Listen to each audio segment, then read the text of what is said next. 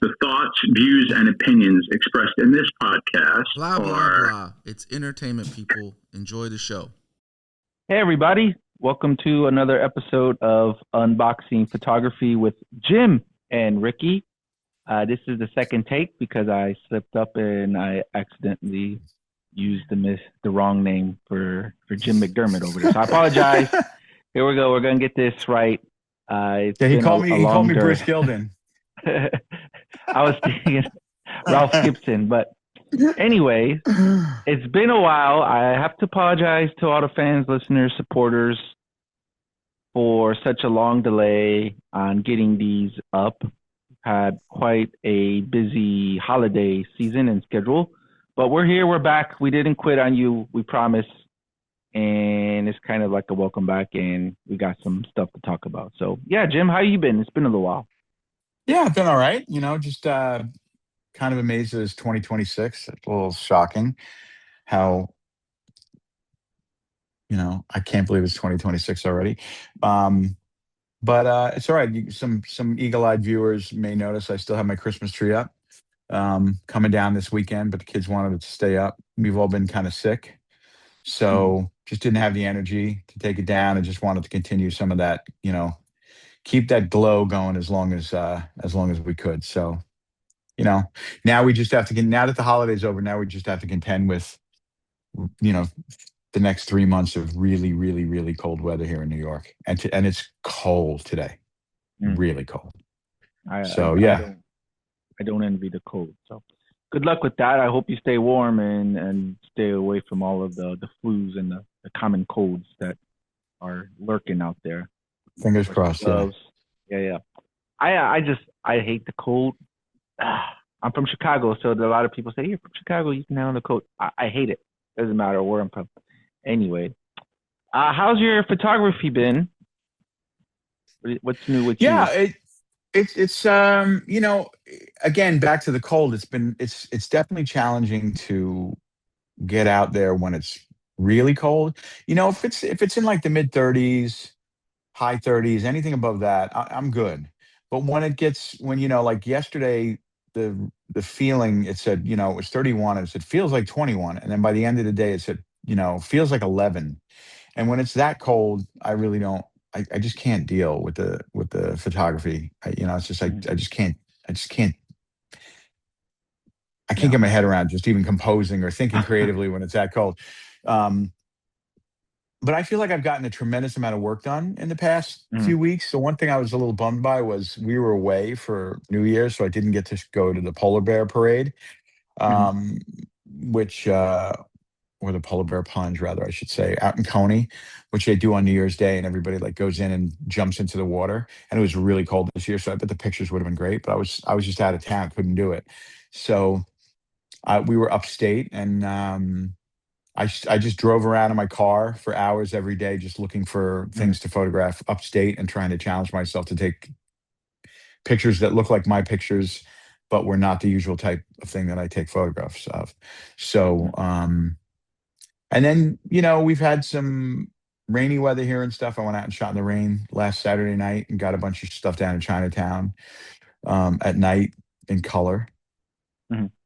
Ultra slow shutter speed type of thing. Special guest star. Hey, there we go. Yeah. But I feel like as much as it's been hard to get the work done, I've been trying, and I've gotten some decent work done. I think. How about you? That's good. I would have to say the last time we spoke, it was right before I went to the 2 workshops with Phil Penman in Tokyo. We spent 12 days together, and while we were working, I shot less because of my responsibilities as a host. I owe it to the attendees to kind of like guide them. But there was a few days where I actually got some really good images, and I was able to take a lot. That being said, when I returned, I've been trying to finish my college degree, so I'm almost done with my bachelor's. I'm in my final class. Feels good to say that, and I got a few weeks left. So once that's done, I have some plans. I want to get my book printed, so I'll get that out. And then I want to focus more on photography as well. So I'll be coming up with some ideas, and I'm trying to come up with ways. I'm not sure if other people do this, but it's kind of like a new process for me where I kind of want to write what my intent for shooting is, if that makes sense, Hmm. right? So Yeah. like outline a plan and kind of just no idea what the images are going to look like, but what's my intent? I want to kind of put it pen to paper and then translate that into an actual image. So, um, yeah, I've been writing a lot of stuff down and just been a lot of thought into it. And then the next step would actually start to apply the words and to try to find photos. Kind of like you, take my image, but something that's not typically the same. Yeah. Well, I mean, it's funny. I was watching a video on YouTube about the difference in what happens inside our brain when we write versus when we type. Mm-hmm. And um, they were they were talking about how different places in the brain light up when you write because there's a physicality to it. So it's thought and physicality, and how if you want to actually do something and manifest, it's almost like when you're writing because there's a physical and a thought aspect to it, and you're taking your thoughts and you're actually using your hand to like write something down, and that the way that that makes your brain work, it lights up a bunch of different places in your brain and really activates your brain. And they were saying that there's a much better chance in this video. They were saying there's a much better chance you're actually going to do the thing that you say you're going to do if you actually write it down. Typing doesn't activate the same amount of places in the brain. It's more it's not as challenging, I guess, on some level. There's Yeah. maybe because you're not connecting in shapes and having flow and all that stuff. I don't know, but they were just talking about like journaling. This video was just talking about journaling or just writing stuff down, writing your goals down as a better way to manifest things. So that's great that you're doing that, man. That's Mhm. I Yeah, I like to push the boundaries within myself and like each year, and we did just start a new year for 2026. Happy New Year's again to everyone. Each year, I would say since 2023, kind of like right around the time where I started recording these podcasts, each year had its own little agenda, and I think this is going to be that one. And I'm kind of excited to see where it goes. that's great. I mean, it's funny. I know that a lot of times people say, have a plan. What are your goals? Write it down. All this kind of stuff. And our mutual friend John Hendrick, um, kind of does the same thing. Has goals, comes up Mhm. with lists, things like that, of what he wants to do. I've always kind of, I've always just kind of known what I wanted to do, and then just, yeah. I think there's a, there's a few different ways to approach it, and maybe writing it down is a way that I should try because I've done it all this one way my whole life. But what I've always done is just for whatever reason, I know what I want. I know what I want to accomplish. And then when an opportunity presents itself to me, I just look at that opportunity and say, is this going to get me closer to that goal or not? Mhm. And the way I apply that to my photography is if I'm trying to go out and create certain types of images, I just instinctively feel whether or not when I pick up the camera, when I look at something, I'm like, is this the kind of thing I want to photograph? Is this what I want to do, or is this not what I want to do?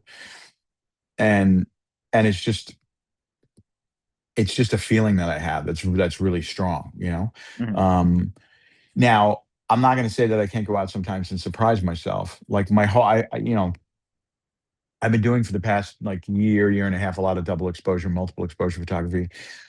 And when I first started doing it, it was because I bought a camera that could do it and I wanted to see what it would look like. And then after I did it for a little while, I was like, all right, if I go out and I can't take pictures of people because there's nobody to take pictures of, yet I Mhm. want to still photograph, let me experiment with this double exposure, multiple exposure functionality that the R9 can do, and then later on that the medium format cameras can do.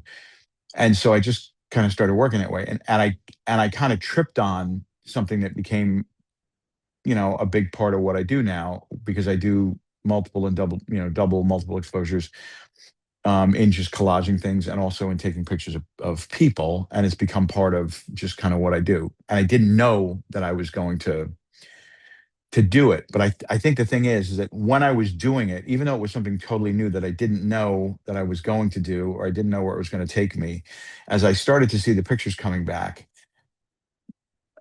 I felt like, okay, this is in my wheelhouse. This is something that is working in line with everything else that I'm doing. So I'm going to keep doing it. If I had started to do it and then was like, yeah, this doesn't feel like me, I would have put it down. Mhm. So I think it's really important, like in anything that you do, if you kind of have an idea of what you're trying to accomplish, and it's clear, then that can inform really everything else that you do. Do I want to go out today and to this neighborhood? Do I want to go to this opening? Do I want to go see this art exhibit? Do I want to go hang out with these people? Do I want to bring this camera? Do I want to load this stock? All that other kind of stuff is informed by what your true north is, so I think it's good to kind of have that intention all the time. And even within Yeah. that intention, because people will say like, oh, if you have intention and if you want to do something, it doesn't leave a lot of room for experimentation. And I find it to be just the opposite. I will experiment within the boundaries of what my intention is and Mm. see whether or not it works with that. And if it doesn't, then I'll put it down. Um, but I think that even if you are very intent on what you're doing, there's still room for discovery and intention within the confines of that. Yeah. A couple things you said I want to revisit. First, you mentioned um, finding, taking pictures that you find this is me. And I started doing photography coaching, something that I've been trying to get into. I actually found someone, and we had our first session last week, and we'll have another one this weekend. Really great process. So if anyone's interested in that, shameless plug. I'm a life leadership and photography coach. Not mentor, not like workshop. Coaching is completely different. Anyways, that's the end of that shameless plug. But basically, trying to, and we were trying to get on the topic of authenticity, which you did a really good job of, incorporating that. But finding you in your image.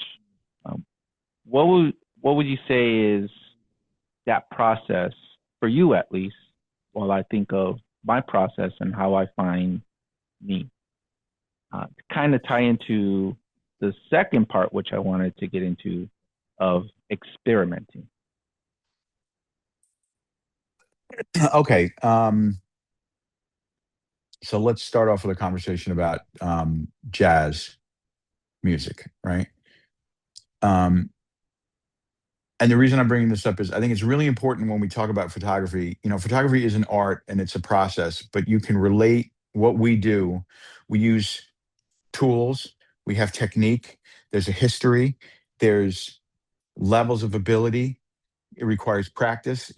All these things can be layered onto many other creative disciplines. And I'm just going to use jazz as an example because it's really good. And you can go online and you can go on YouTube and watch interviews about making jazz music and watch interviews with people like Herbie Hancock or Miles Davis or any number of creative people in that field.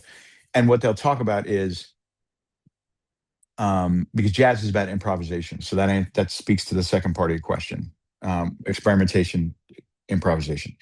But what they'll say first is when you're becoming a musician, you're doing things, you're doing these rudiments, you're learning the basics, and a lot of times what we do is we want to run before we can walk, or Yeah. before we can crawl even.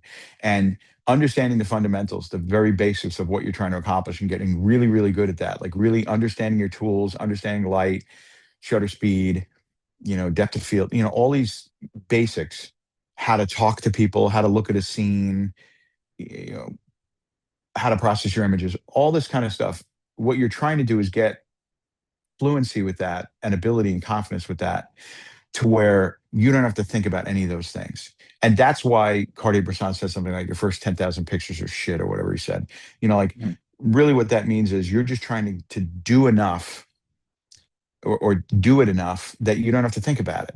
And then once you get to a place where you're so competent at those basics, then you start to get to a place where you can start to improvise. And in jazz, what's happening in jazz music, like if you see any live jazz performance, these guys don't have a conversation other than about what the music's going to be, other than they have like a basic idea of what the changes are, right? So they'll take a basic, like a standard tune, like in jazz. If you listen to like a lot of jazz music, they'll play like a standard song or a pop song or something like that, and it'll have a recognizable melody in it. And then they'll just take that and completely deconstruct it and riff and do like 12 minutes, and they'll come back to that thing. So it'll be like a little line or something like that. Like Miles Davis did a cover of Cyndi Lauper's "Time After Time," and like you could hear that melody in it, but then he takes it somewhere else. Or any jazz standards, Louis Armstrong, Miles Davis, all these guys, Dizzy Gillespie, Charlie Parker, they would take familiar standard songs and then just riff on that. And these guys would go on stage, they know the changes, and then everybody on stage, five guys, all just going off into space, looking at each other, feeling it. The reason why they could get up there and play for an hour and just blow and be amazing and not have it be a complete disaster is because they had the basics down to the point where then they could get past the basics and just flow and let just creative stuff just come out of them. And I think in photography, if you have fluency with your tools, you really understand what you're doing, you've done all the basic shit, you can get to a place where you can start going like, all right, what am I going to do now? You can get to this kind of creative place. And as it relates to authenticity and shooting your own pictures, everybody has to start out, it seems, because if when everybody wants to play guitar, let's say, you you start playing Sweet Child of Mine or Back in Black or Seven Nation Army by the White Stripes. You play things that everybody else has played. And just like in photography, it's like, oh, I'm trying to like copy that picture, the girl in the coffee shop or the person walking up the stairs and it's black and it's white and it's high contrast. Everybody does that Crosswalk. shit. Everybody copies. Everybody does that because we kind of have to, because we have to. That's like learning the rudiments. That's like playing Sweet Child of Mine. That's what we're doing. The thing is, are you getting past that? Mhm. So if you're still 5 years later going boo doo doo doo doo doo doo doo doo doo doo doo doo doo doo, it's like, come on, motherfucker, do that in the first 6 months, the first year, but then move on. Okay, Yeah. maybe do that. You could play Sweet Child of Mine, but you better nail it if you're doing it 6 years later. And it's kind of the same thing in our photography. If you want to make your own pictures, after a while, when you see, I've done this, I've done my best Phil Penman, I've done my best Alan Schaller, I've done my best Saul Leiter or whatever. Like, okay, you should know after a while, like that's somebody else's thing that I'm copying, and I've done that, and now, but Yeah. I want to try to do my own thing. And once you've done everybody else's things and you have fluidity, when you start to improvise, that I think that's when you become yourself. Yeah. How do we get to I did my best? That is the question that haunts each and every one of us. I think I finally have landed upon just like happiness with the art of photography, if that makes sense, right? Where I'm not trying to copy others, that image. Like, this is my image that makes me happy, so I'm going to make it the best me. Yeah, and listen, many people, like that's the goal, that's the end destination. And there's plenty of people who I'm friends with, who have really expensive camera setups or who have really expensive guitars. Mhm. Maybe they do an open mic night. Maybe they, have a little band and they do go out and do covers. Maybe at some point they had almost gotten signed or they put out a record and now they just do it for fun and get together and jam with their friends. You know, there's, I'm certainly not saying that everybody has to have this goal of beating the shit out of themselves and saying I'm not good enough. Mhm. Um, just getting satisfaction from the process, getting out, doing it. I Yeah. would say that's probably 99% of us who are doing it that way. Mhm. That's me. That we're, yeah, I would say I think sometimes people lose focus on the reason why they started in the beginning, right? Maybe the intent was one, and then somewhere along the way it was corrupted into something else, and it could be influence, it could be uh, I don't know, the desire for likes, the desire for fame, right? When we used to do the group podcast, I used to ask the question, what's more, and this is not to be answered now, I asked it already, but for those who may not remember, but I used to ask a lot, like, what's more important to you right now, like being rich and famous or legacy? Like, you have the opportunity to be rich and famous now, but when your career is done, that's it. Like, no one remembers your photos, or would you rather not have the fame and fortune and then have a legacy of photography that just lasts forever? Again, not the answer, but well, but if you those are if you take away like the names or the way that you framed it, and you change the framing a little bit, and you say like, would you rather do really good work mhm. and have nobody pay attention to it, or would you rather do kind of mid or shitty work that's kind of Mm, like bubblegum and have it, but have it be really popular? And you know what? That's the eternal question with any real artist, because there's plenty of music. All you got to do is turn on the TV. I keep bringing it back to music, but it's what I know. It's been my whole life, and I think there's many parallels to mm, what we as photographers deal with people who want to create music or anything else. It could be actors or whatever. The world doesn't reward necessarily things that are different or good all the time. Like quite the contrary. Like I think Van Gogh never sold a painting in his life, or maybe sold one or something like that, and like died and thought that like nobody gave a shit about his work. And mm, I was at MoMA the other day, and there was this crowd of people standing around Starry Night, all taking selfies, and like it was like and mm. it was. I wish that guy had gotten to see like how much people Yeah, would care about his work, but he never did.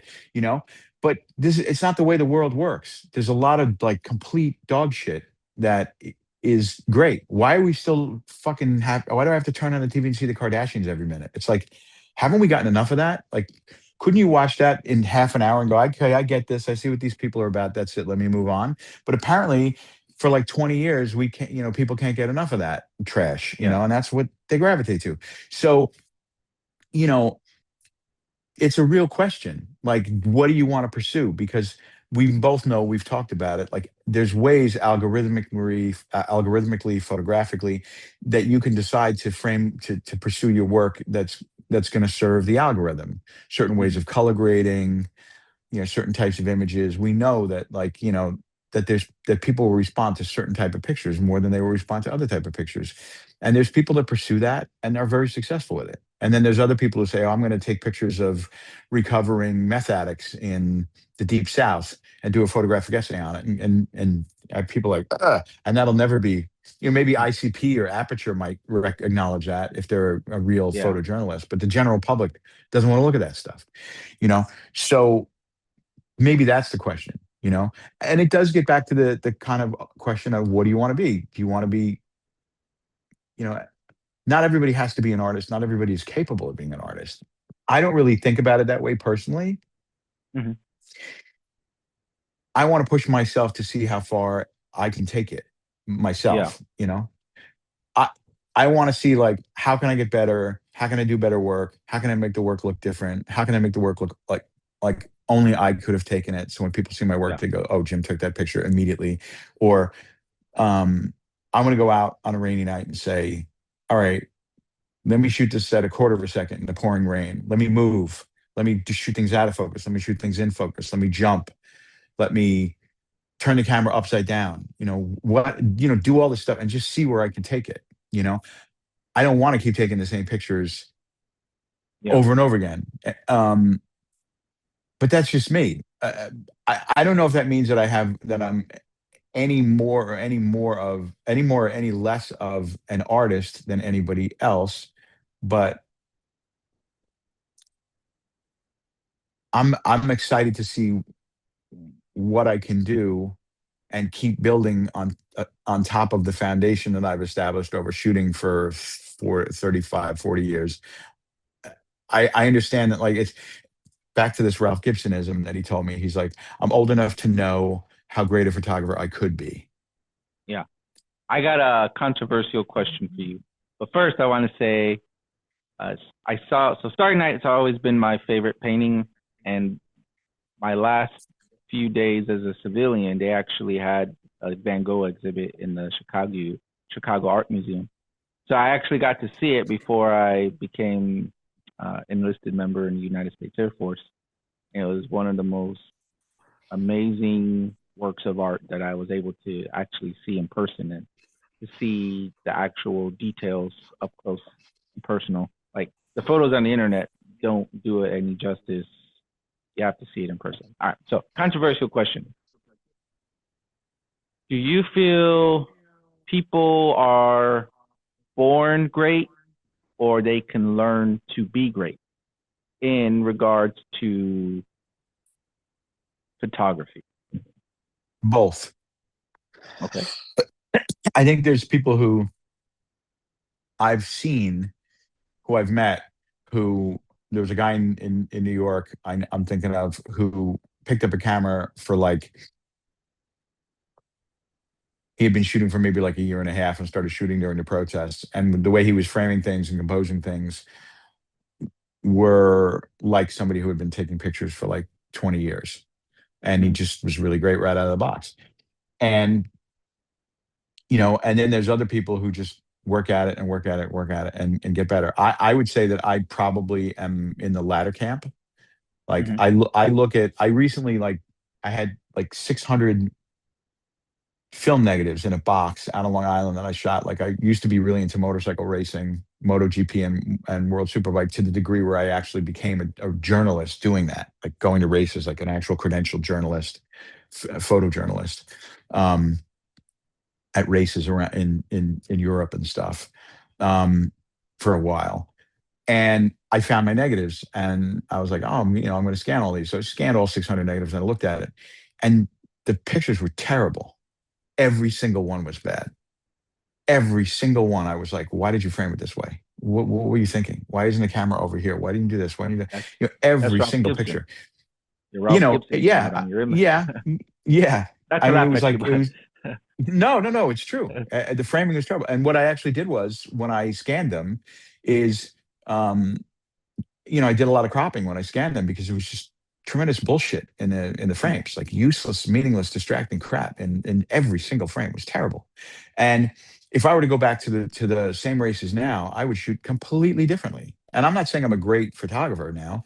I'm a good photographer. I know I'm a good photographer, but I'm not a great photographer. But I would shoot it completely differently. So I think there's some people who are born with natural ability, and then there's people um, who just work really, really hard and develop their skills over time.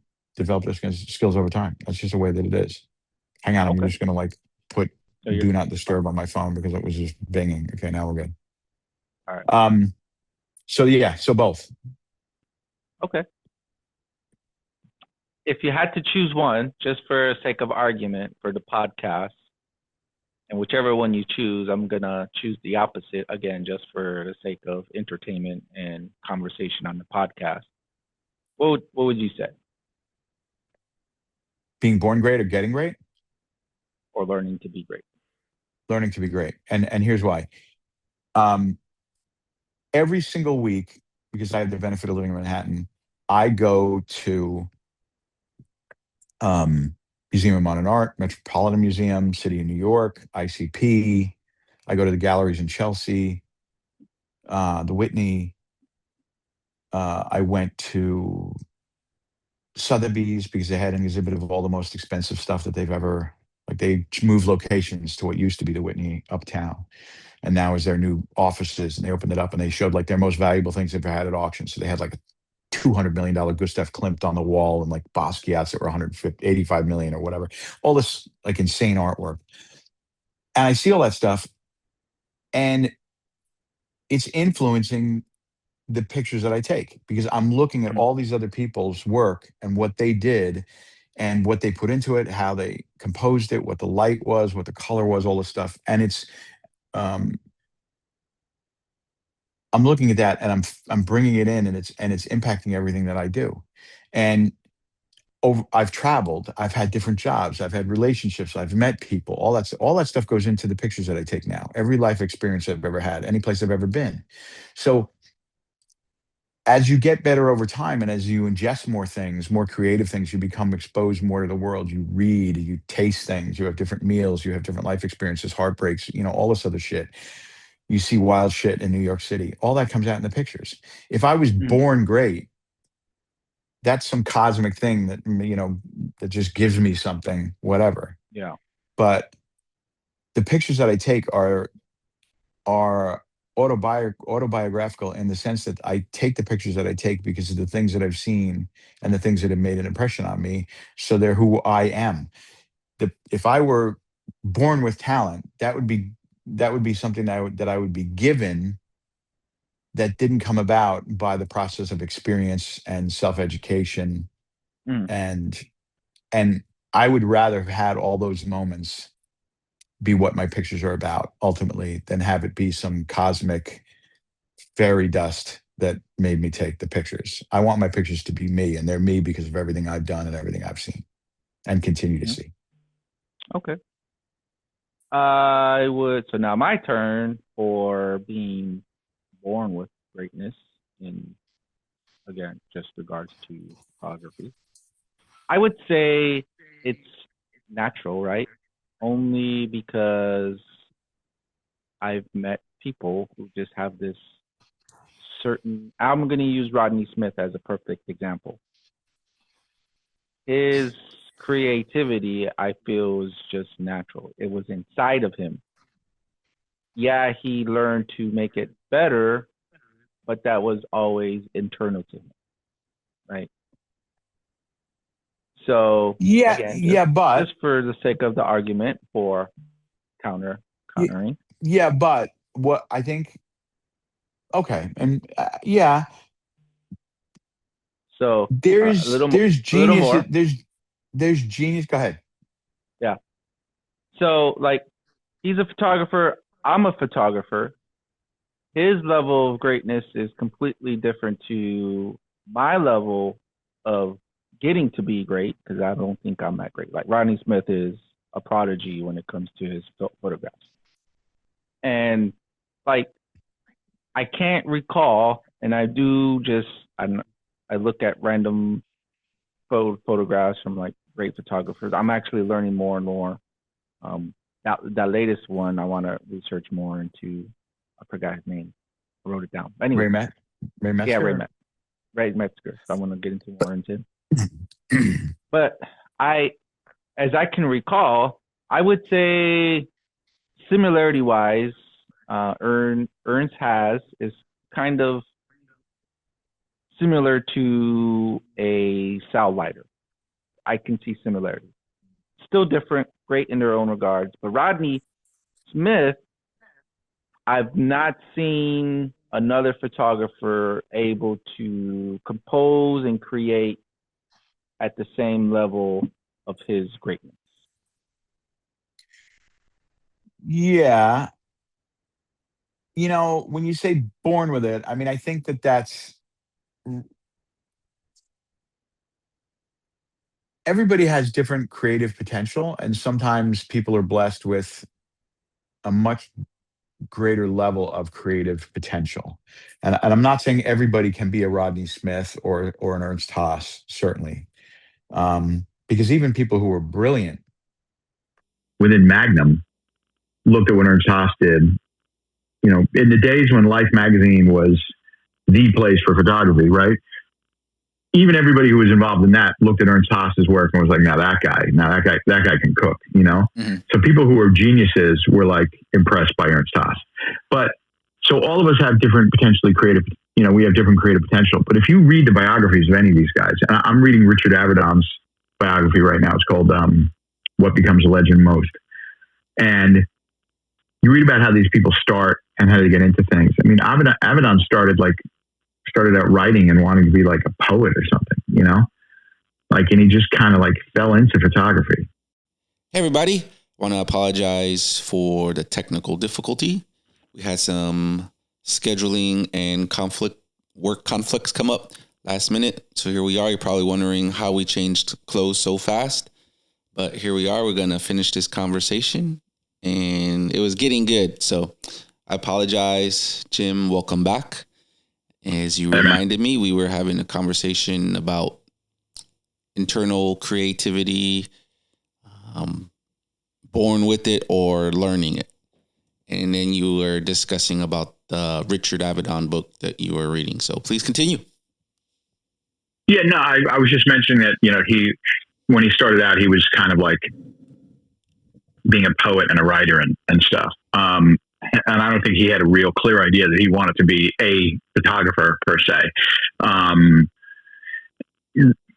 not sure what, I've got to look at his book again, but I'm not sure how Rodney Smith like got into photography, but I think it kind of underserves these folks to kind of say that they were born with something and that's why they had the talent they had. I think if you look at anybody who has reached the heights of, you know, creative and artistic significance, what they've done is they had some potential, which through in a lot of cases, stroke of luck or coincidence or opportunity or something, they got involved in something that showed them that they had the possibility of doing something in that area, right?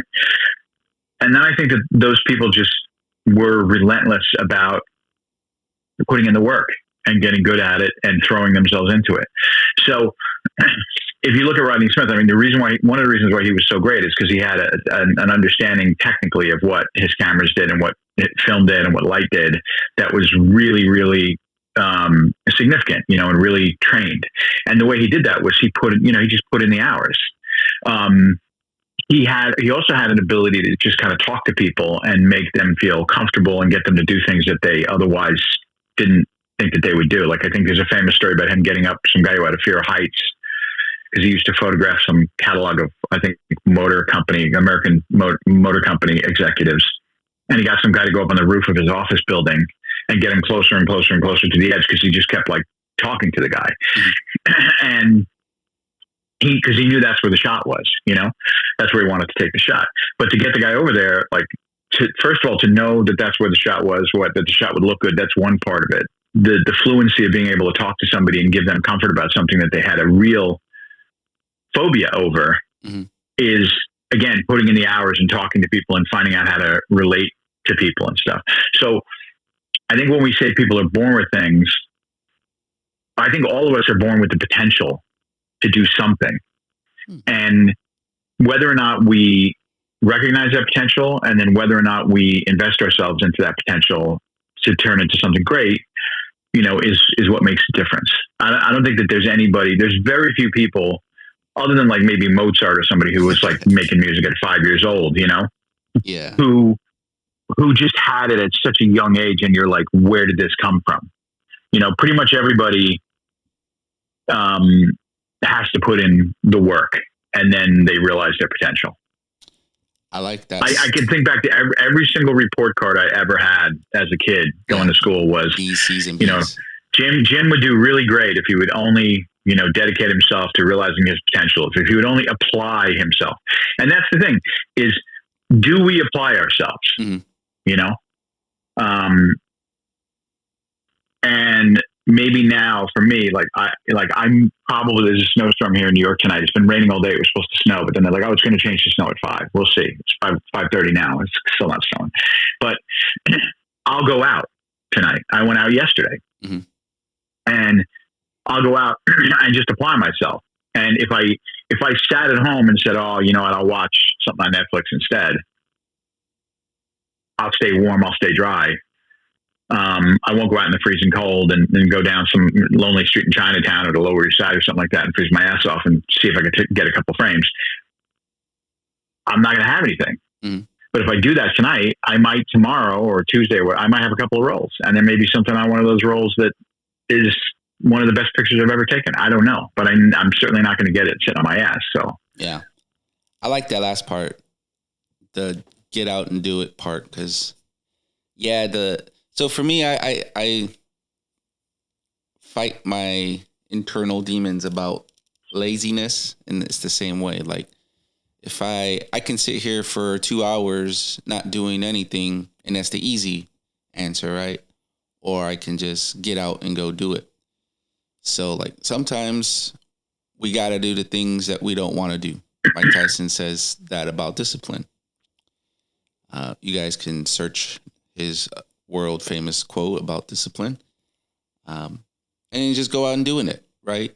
Like that is part of the process, and the journey is to do it, not think about doing it. Well, I mean, planning is different, right? But thinking in this context is, oh man, I should really stop watching Netflix and go to Chinatown and take some pictures in that aspect. I'm going to say something really cynical now. Okay. I love it. Let's go.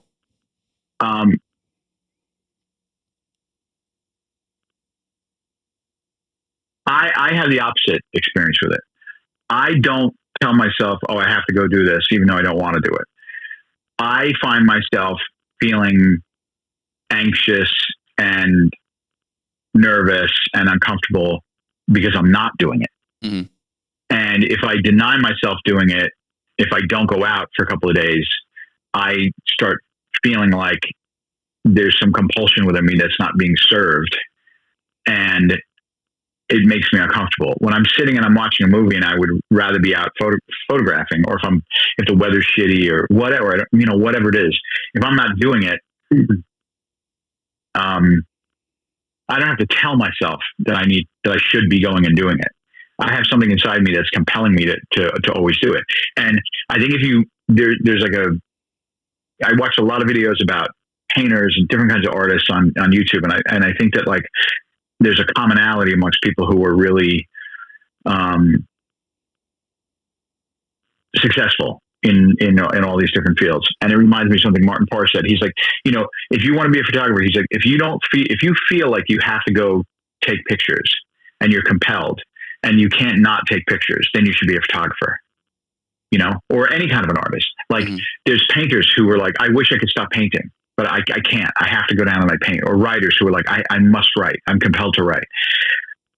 If you're one of those people, then I think you've got the possibility of doing great things. If you're somebody who has to tell yourself, I really should be doing this, I think that that's one of the differences you see in people who are significant artists versus, like the rest of us, the hobbyists, like, if it's like, I'm trying to make my mind up whether I want to watch TV or whether I should go, practice.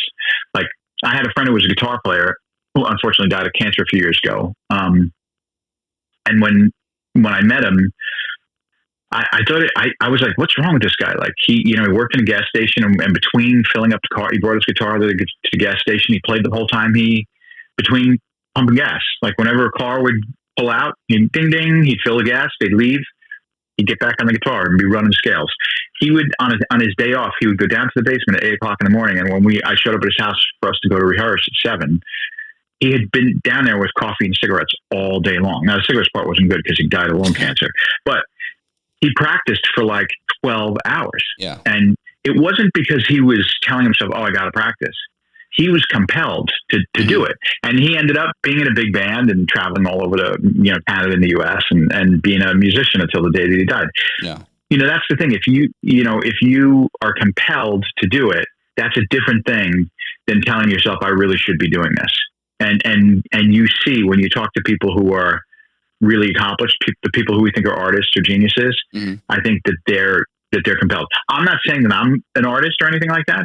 I'm just saying that like, I don't have to tell myself I really should go out. I feel like uncomfortable, uneasy, and unlike myself if I'm not. If I, unless I've just come back and I've got something in the tank that I've got to develop and process, or I'm walking out the door to take some pictures. If one of those two things is not kind of happening, I feel like out of sorts. Yeah, yeah. No, I feel like I'm in the in between. You know? The upside down. I completely agree, and I like that how you phrased that. Potentially, possibly, subconsciously, I was thinking along the lines of similarities of being compelled, right? Because like you, I also have the passion that I prefer, and I feel I would rather be doing this.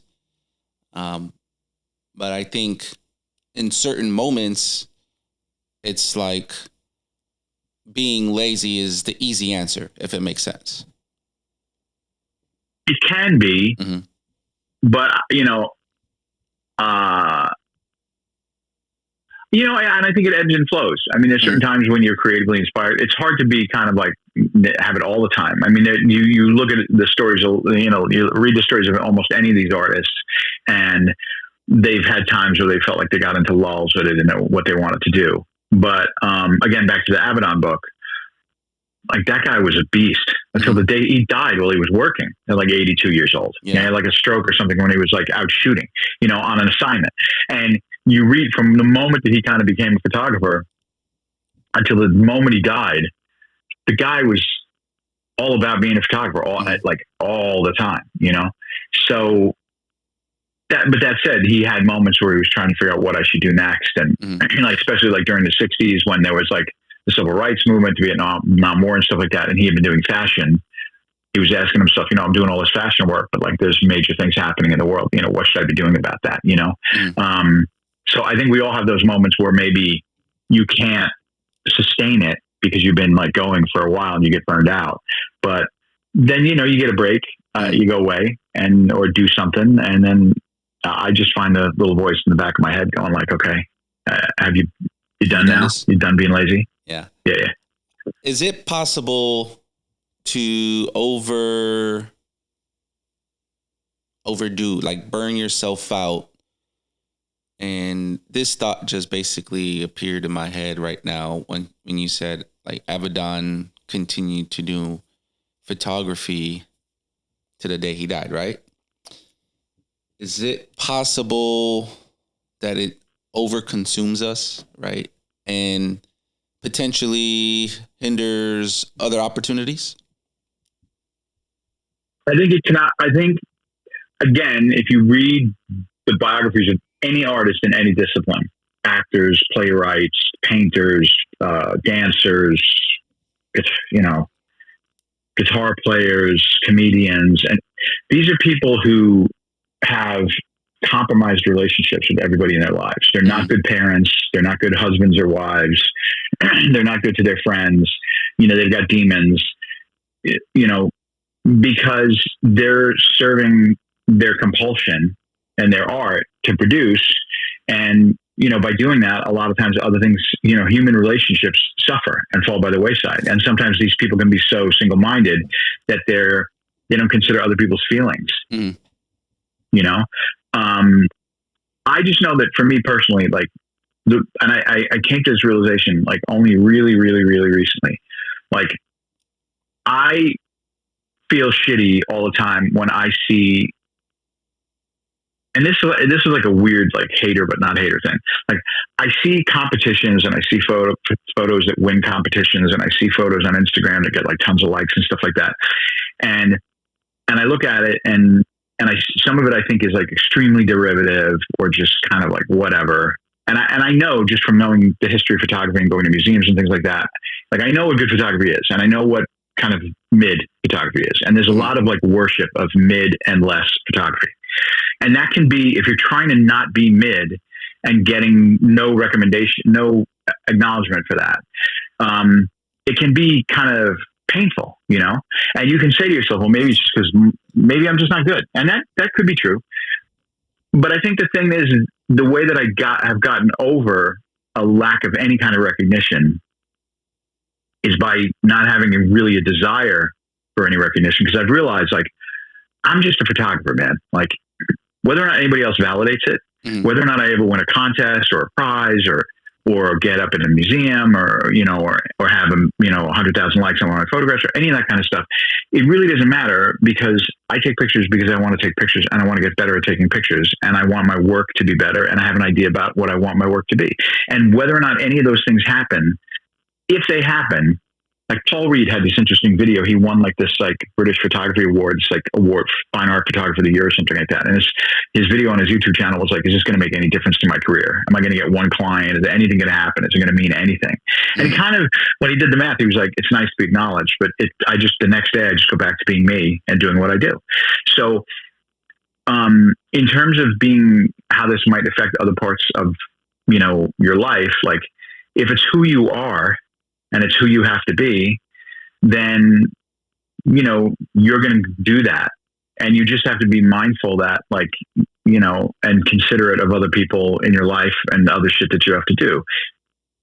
But understanding that really anybody who's become a legend, if you read their biographies, these are all people that were complete fuck ups and left the road behind them littered with broken hearts and lonely children and divorces and suicide and all sorts of shit, and made a mess of their lives while they were making amazing work.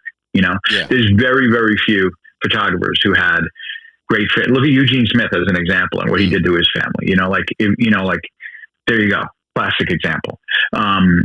So miss other opportunities. Like, okay, you might not hang out with your friends. You know, if you're a photographer. We were away like over Christmas, and I went out every single day and just drove around in the car for like 3 hours a day, just looking for things to take pictures of in the countryside. Yeah. Just did it. I could have been hanging. Yeah, but I could have been. Could have or should have been hanging out with my kids, maybe playing with them. And I did. It's not like I didn't, but that's 3 hours that I was out, not with my family. I do want to revisit something you said, and it is something very common that I've heard through like interviews and read through books, something similar to what you were saying, and kind of touching on the last part was like a lot of these, I'm just going to say like legendary creative people, whether they're artists, photographers, whatever field they're in, right? They always say at some point in their career, like way, way, way down the line when they're like years into it, and they're much older, is like, I wish I would have made more time to do other things that I love, right? So like the consumption is an addiction almost. Who says that though? I've never heard it. Really? I've never really heard any. Yeah. You've never heard Picasso say, no, you never heard Picasso say like, oh, I wish I could have dedicated time to other things. Or, you know, like, you know, I'm going to find not any challenging. I know you never heard Eddie Van Halen say, I wish I played less guitar. You know, like, I think that you might find him saying like, I wish I had been more sensitive to other people around me or been a better dad or something like that. But they didn't say what you'll never hear them say, because it's an easy thing to say, I wish I had done X. But then if you say, okay, if you could go back in a time machine, would you really give away that time that you spent put into photography to do that? Because that's what you would, if you have a regret, what you would have to do to not have that regret is spend less time taking pictures, playing guitar, dancing, whatever it is, acting, directing movies. You'll never see anything go, oh yeah, I wish I had directed less movies, or I wish I had taken less pictures. They'll all want both things. They want to be the better person. They want to have done the thing, but they don't want to give up why they weren't a good guy to begin with. I'm going to make notes so now. it's bullshit. It's essentially bullshit. Like, you can't be both those guys. You know, it's like, you ever see the movie Glengarry Glen Ross?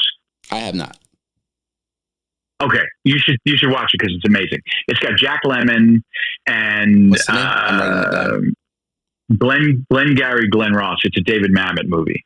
It's got Jack Lemmon, Al Pacino, Ed Harris, Kevin, what's his name? Jesus, I'm completely forgetting the guy who's in House of Cards. Kevin Spacey? House of Games, rather. Oh. Kevin Spacey, yeah.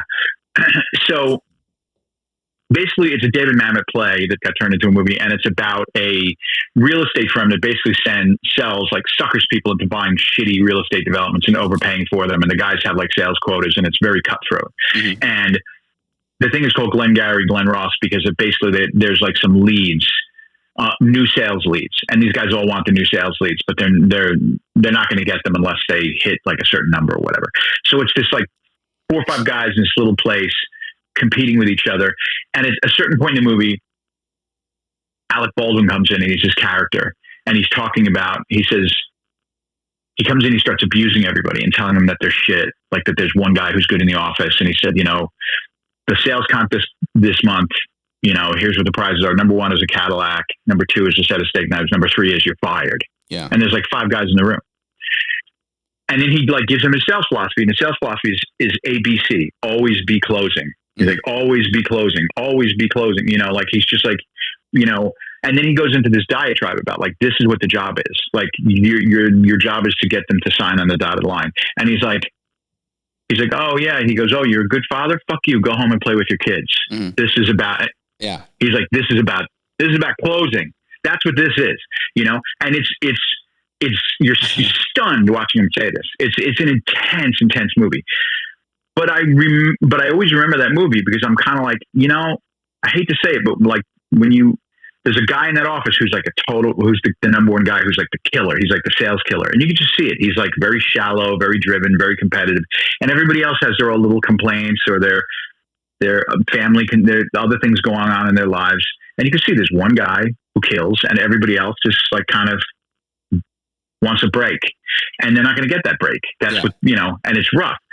I think as it relates to what you're saying, the reason why I brought up the analogy is just like,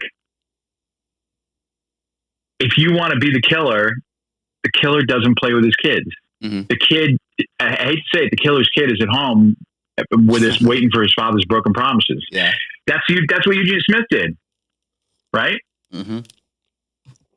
Now, we're not Eugene Smith. I'm not saying we have to do that, but I'm just saying, like, that's why those guys are great. Getting back to whether or not they were born with it or whether they learned it or whatever, it's part of the same continuum. How did they serve that talent at the expense of everybody in their lives, really, Mm-hmm. So, logically, we have to over expend to feed this addiction. I'm calling it an addiction at that level. I don't know what life is about on this planet, but all of us have a purpose, and it's great when you know what your purpose is. And sometimes your purpose is like, I have friends who have like special needs kids, and their purpose is to be the best parent to that kid that they can possibly be. And like, that's why they got put on this earth, Mm-hmm. And I have other friends who are like musicians or, whatever. And we all, everybody, that's what you hope, is that you find your purpose. What you hope is that you don't spend your entire life doing something that you weren't meant to do, and it was a big waste of time. Right. Yeah. So I don't know that it's an addiction. It's just like these people have found their purpose. The universe has said to them, this is the way. And then they're serving that purpose in a way that is unrelenting to produce stuff that you and I talk about. Unrelenting. I love that word. I'm writing it down. Yeah. I think this was a really good, deep conversation. And I really like unrelenting. Maybe I should change addiction to unrelenting, because in that aspect I wholeheartedly agree with your input. Well, and an addiction implies Mm-hmm. that it's something that's bad for your health and has no benefit, right? There's no real benefit to an addiction to anything, right? You might feel great at the beginning, but we all know what happens to a junkie after a while, So it's like, so to say an addiction implies it's an unhealthy and has no positive aspect to it. I think saying that someone's unrelenting, you could say somebody's obsessed. Yeah, I would. Okay, maybe I personally was misusing the word addiction incorrectly. I was interpreting the term more as like, this is all I can think about. This is all I want to do. Obsession. Yeah. That's obsession. Yeah. Obsession. Yeah. Okay. Obsessed. Yeah. I'm going to write that one down too. Unboxing obsession. We're getting all of the topics now. Look, we're coming up with topics for everyone as we podcast. I wouldn't say by any sort of the word that I'm like obsessed with photography, because obsession means that, I'm going to like disappear and do stuff that's going to be, inconsiderate to my family, or I'm not going to meet my responsibilities, or I'm not going to be here and stuff like that. And that I'm not that. I'm not going to say I'm anywhere near that, but there's definitely a lot of photographers who were that guy. Yeah. Or that woman. I would say that there are moments when we are obsessed, right? And it doesn't have obsession doesn't have to last the entirety of your life. It could last a week. It could last a day. Like, with how we use the term obsession, like some people are obsessed to playing video games. They'll play 18 hours straight. Won't eat food. They'll just drink their Mountain Dews. So, I mean, I think it's safe to say that obsession can be a temporary endeavor. Yeah, but I think and we're obviously having a semantic conversation. We're just trying to figure out what words apply to this. But I think to get back to how it relates to, let's say, authenticity is, you're just being who you are. Yeah. And what you need to do to fulfill who you are. And all of these people, Rodney Smith or anybody else who we've discussed on this podcast or any other ones that we've had, I think were people who found, who they were and leaned into that and were able to produce stuff that, that made us talk about them, work that meant something that resonated, Yeah. It would be great to be able to get to a place where like literally anybody was talking about my work without having to mess up any aspects of my life in order to kind of get there, but whether or not anybody recognizes it or not, back to what I said, like I take pictures and I feel I have to take pictures because that's kind of who I am. It's part of, who I am right now. And then, maybe at some point I'll wake up one day and I'll just put down the camera and I'll just be like, I'm done. I've had it. I don't know. Mm-hmm. I mean, it's been 40 years that I've been, or longer, that I've been taking pictures. And I've had periods where I've kind of like not been, where I've been more obsessive about it than other times. Right now, I'd say the past 4 years have been pretty intense for me. Well, almost 10 years have been pretty intense in terms of taking pictures.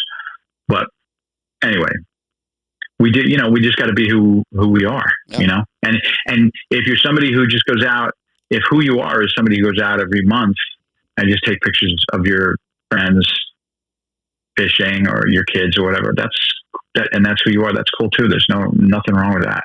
If that's what gets you off, if that's who you are, Yeah, no, I agree. So I really like that. That conversation stemmed from just us choosing two opposite parts of a question just for the sake of conversation.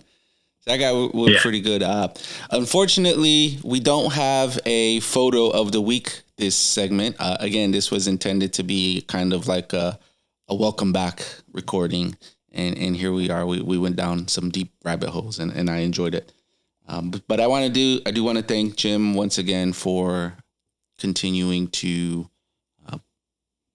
co-host. I'm a co-host, you're a co-host. We host this together. Podcast. I get a lot of really good positive feedback from the fans, listeners, supporters, and they really enjoy these two segments because how they say we talk about topics and things that other people on social platforms don't. So I don't have any plans in the near future to stop, and I will continue producing these amazing conversations with my partner, Jim. So any last words before we wrap it up? If anybody's ever in New York, and they're going to, be, want to, go out shooting, hook up, have a cup of coffee or something like that, like hit me up. I went out, a guy from Boston who was in New York for a couple of weeks, or maybe for a few months, and I got together and just like walked around and did some shooting this week and just talk. And it's, it's good to hang, talk to people, expand the community. So yeah, if you're in New York, hit me up. Maybe we'll go out and shoot if it works. Yeah, definitely hit him up. He's a great guy, great photographer. I want to see your process. I like observing. I'm an observer, and I bring in all the details. So I just want to see you do what you do. I think New York is in my future. Probably next year, 2027. We'll see how that goes. But until then, I'm thinking I don't have any major updates. But yeah, I just want to thank everyone that's made it this far. Once again, I apologize for the technical and work difficulties we had earlier in this segment, but here we are. So thanks, Jim. Oh. All right, everyone, have a great day. Peace. Happy New Year, people. Oh, yeah, Happy New Year.